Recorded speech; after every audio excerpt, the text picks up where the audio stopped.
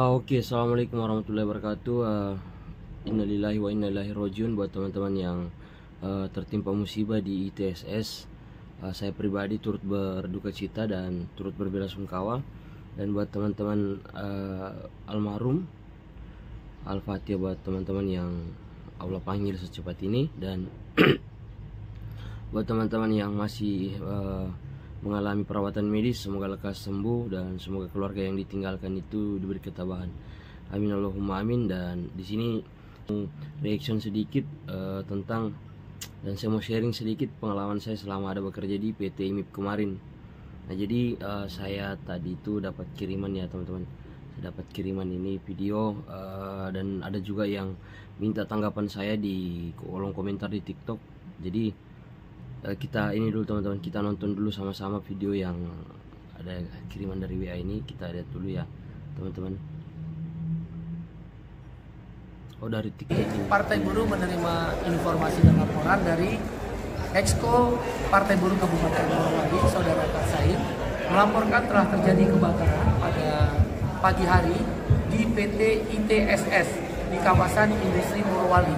Ya, ini kebakaran ini laporan sementara diduga 15 orang tewas, dan itu adalah para buruh lokal, dan sebagian ada yang menjadi anggota Partai Buruh.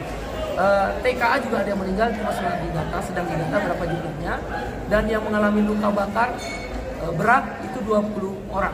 Tetapi yang di lantai 3 dan lantai 4 belum bisa diketahui karena masih untuk penyelamatan terhadap mereka. Tadi pagi ya, saya belum dapat laporan yang siang hari ini. Oleh karena itu, melalui kesempatan ini Partai Buruh meminta kepada Menteri Tenaga Kerja, Menko Perekonomian, dan pihak keamanan untuk mengambil langkah-langkah sesegera mungkin, termasuk pemerintah daerah.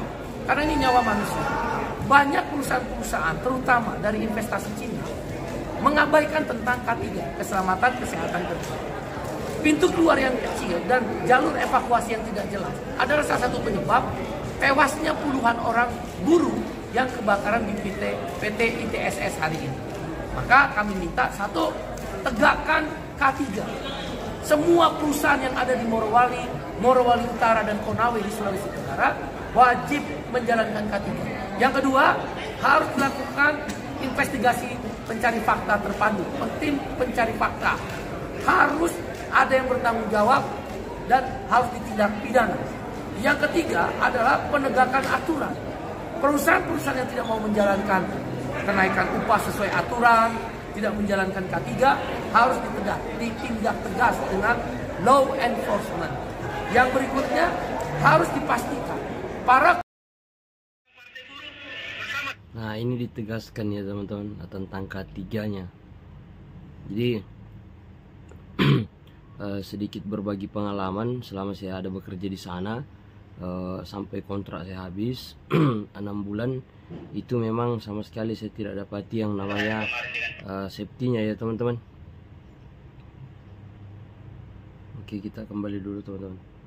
Jadikan pelajaran selama ada di sana itu K3-nya memang agak melenceng. Nah, seperti video-video saya sebelumnya, saya sering bilang kalau safety di sana itu melenceng ya.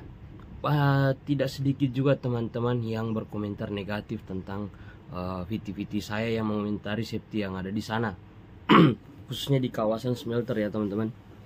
Nah, jadi memang safety-nya itu saya tidak temukan yang namanya fungsinya safety sesuai dengan kapasitasnya, tidak saya temukan. Yang ada bahkan apa ya, yang harusnya bukan dia yang urus, dia juga yang urus.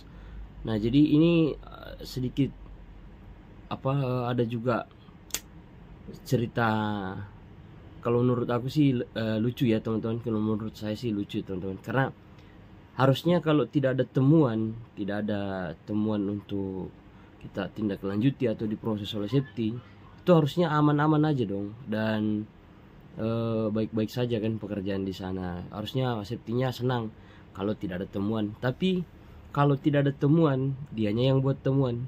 Nah, jadi kenapa saya bilang begitu? Ada satu cerita ini. Ini kepala Pormen dan kepala kendaraan Pormen yang saya tempati dulu di departemen saya. Teman-teman yang follow saya yang sudah lama dan pasti tahu departemen dan divisi apa. yang saya tempati. Ini kepala pormennya sendiri, saya berani pertanggungjawabkan kata-kata saya itu, kecuali orangnya mengelak, karena dia sendiri pernah bilang di depan kita, ya kan? Kalau safety ini, dan ini kepala safety yang ada di departemen saya kan dipindahkan dari tahap 1 ke tahap 2. Nah jadi di tahap 2 ini ada satu malam safety-nya itu patroli. Nah terus dia tidak temukan temuan, dia buatlah temuan. Nah yang mana saya bilang buat temuan, teman-teman tahu oksigen kan, itu kan ada tempatnya, ada jaring-jaring besinya kan. Nah terus jaring-jaring besinya itu dilingkari dengan rantai besi terus digembok. Nah ini semuanya rapi di workshop. Terus tidak ada temuan dia temukan selama patroli, dia buatlah temuan. Dia rusak gemboknya, dia mundur beberapa langkah dan dia mau foto dan video. Tiba-tiba foreman dari mekanik ini datang dari belakang dan katanya hampir terjadi adu fisik. Nah, ini yang saya dengar dari kepala foreman tempat saya kemarin. Nah jadi ini bukan Cakra yang ngarang cerita ya teman-teman. Jadi kepala foreman yang cerita ke saya.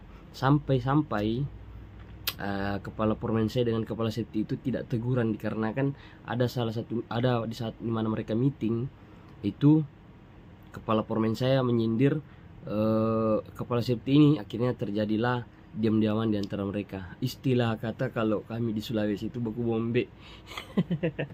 Kayak anak kecil ya teman-teman. Jadi semoga dari kejadian ini, kita tidak bersyukur ya adanya kejadian ini ya teman-teman, tapi semoga dari kejadian ini safety yang ada di kawasan industri dan smelter di sana itu menjadi evaluasi yang besar buat mereka dan menjadi teguran keras buat mereka untuk menjalankan betul-betul K3.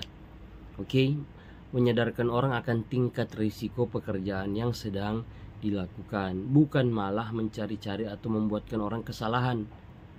Ya, harapan saya ke depannya itu. Dan saya tidak henti-hentinya selalu menyampaikannya di PT-PT saya mengenai safety di sana, karena memang sangat meresahkan ya teman-teman.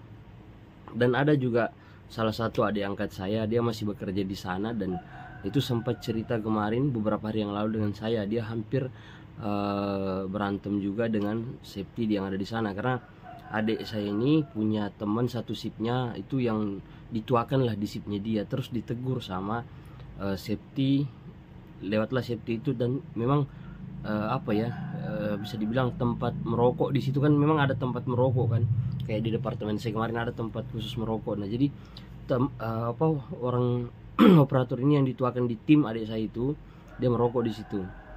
Lewatlah safety ditegur, katanya nggak boleh merokok di sini pak. Nah sedangkan adik saya pulang dari sholat subuh setelah malam kejadian ini ya, adik saya pulang dari sholat subuh dari musola, dia temukan safety itu merokok yang bukan tempat merokok.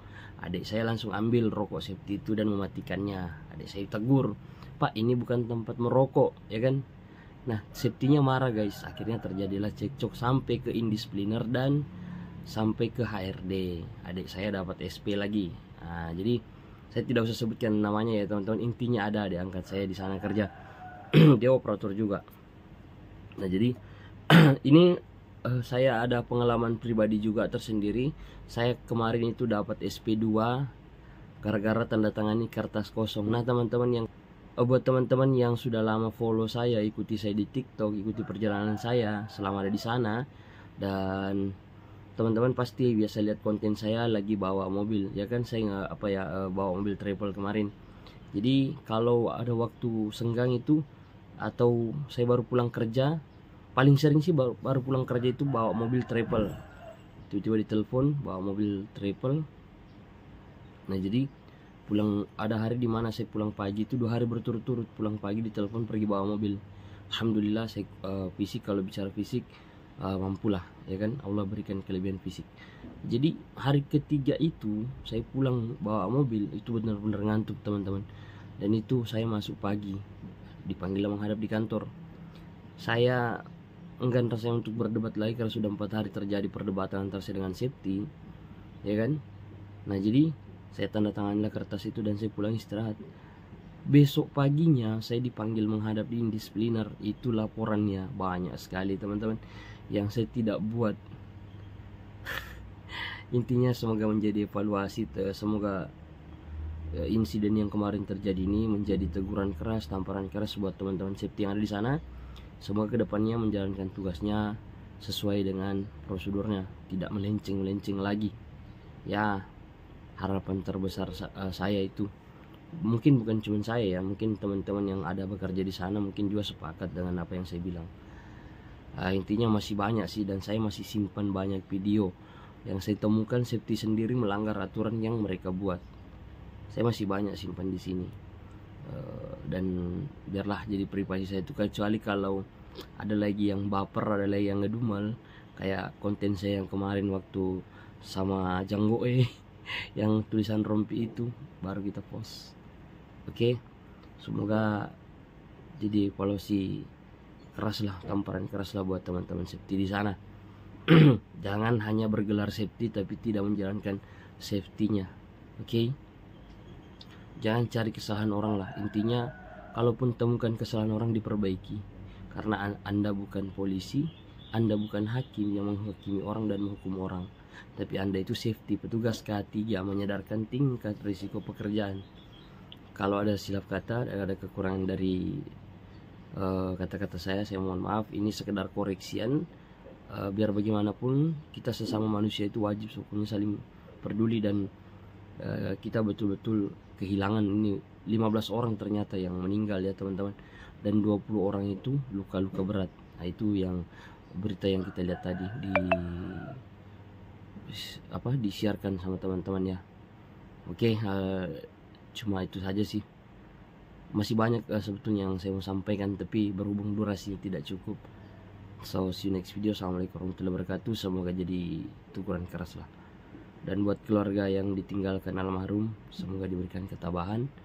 Dan buat teman-teman yang masih menjalani perawatan medis, semoga lekas sembuh. Amin Allahumma amin. Jazakumullah khair. Assalamualaikum warahmatullahi wabarakatuh.